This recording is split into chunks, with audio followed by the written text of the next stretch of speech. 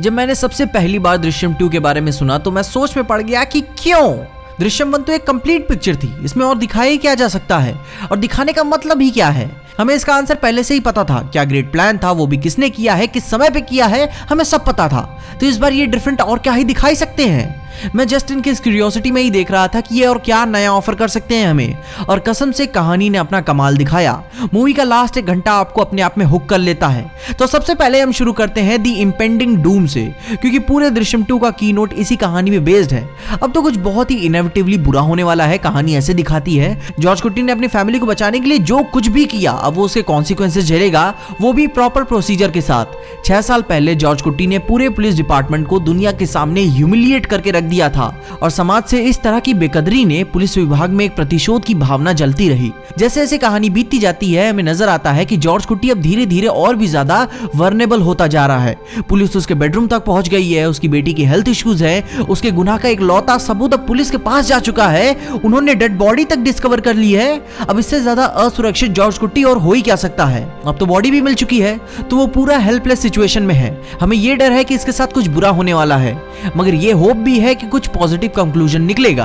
और इसी के साथ अपना अगला पॉइंट आता है एक्सपैंडिंग द वर्ल्ड। आपको ये याद ही होगा, जब द डार्क नाइट रिलीज हुई थी तो क्रिस्टोफर नोलन ने बैटमैन को और भी ज्यादा एस्टैब्लिश दिखाने के लिए उसके यूनिवर्स को एक्सपैंड किया। और उन्होंने अपने यूनिवर्स को एक्सपैंड कैसे किया?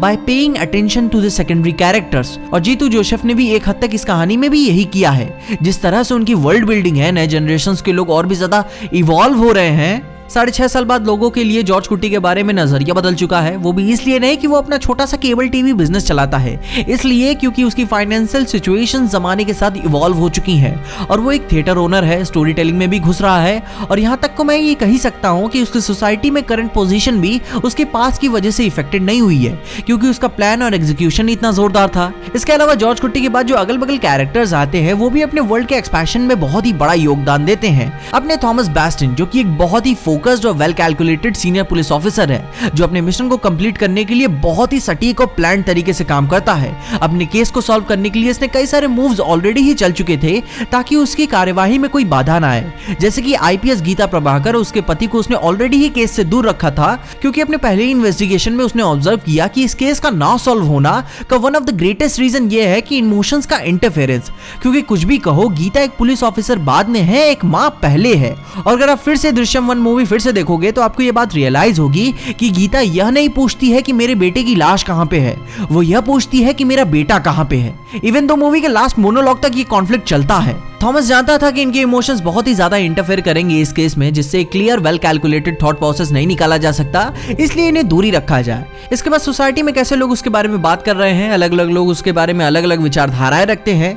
लोग इस कहानी के बारे में कंप्लेन तो करते हैं कि इस मूवी कहानी बहुत ही स्लो सेटअप के साथ अपने आप को पिकअप करती है, मगर मेरा मानना था कि ये ठीक है। मूवी का पहला 45 मिनट बहुत ही लाइट हार्टेड चलता है, आपको पूरी एनवायरनमेंट के बारे में समझाता है, उसमें इन्वेस्टेड कराता है। जैसे कि बस स्टैंड पे रहे ऑटो रिक्शा वाले उसके बारे में कुछ और तरीके से बात करते हैं। टी शॉप का ओनर सुलेमान अभी भी उसका सिंपैथाइजर है। उसकी टी शॉप के अंदर उन ऑटो रिक्शा ड्राइवर्स के जॉर्ज के लिए परसेप्शन चेंज हो जाता है, वो उसके फैंस हैं, वो ऐसा कहते हैं। उसके बच्चों की स्कूल लाइफ में कोई ज्यादा इफेक्ट ही नहीं आया है।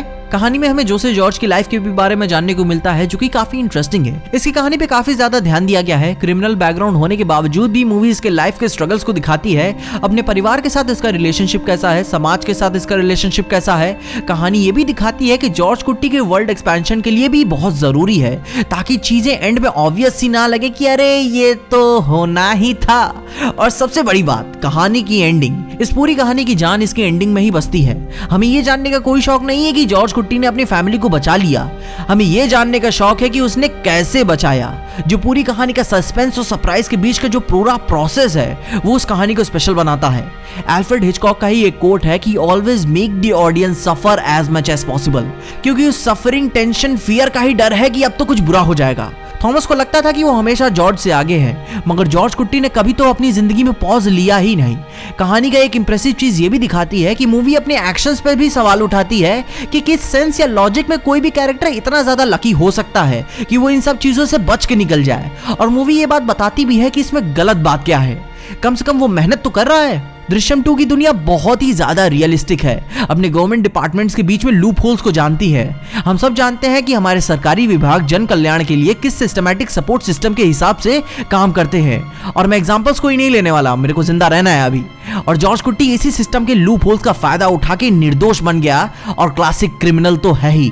मूवी ये सवाल भी उठाती है कि जेल जाने से भी बदतर और सजा क्या हो सकती है, जैसे कि उसका जवाब भी देती है कि उसकी पूरी ही जिंदगी जेल बना दो।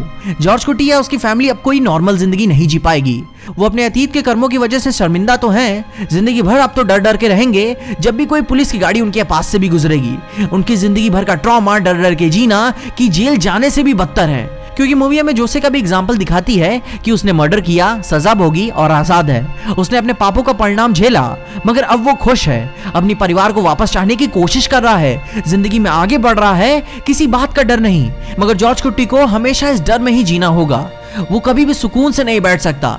इसके बाद भी अब भी वो इसके आगे की पॉसिबिलिटीज की तैयारी करेगा कि इससे बुरा और क्या हो सकता है। वो जिंदगी भर इस परेशानी में जूझेगा, ट्राई करेगा, कोशिश करेगा, मेहनत करेगा और मर जाएगा।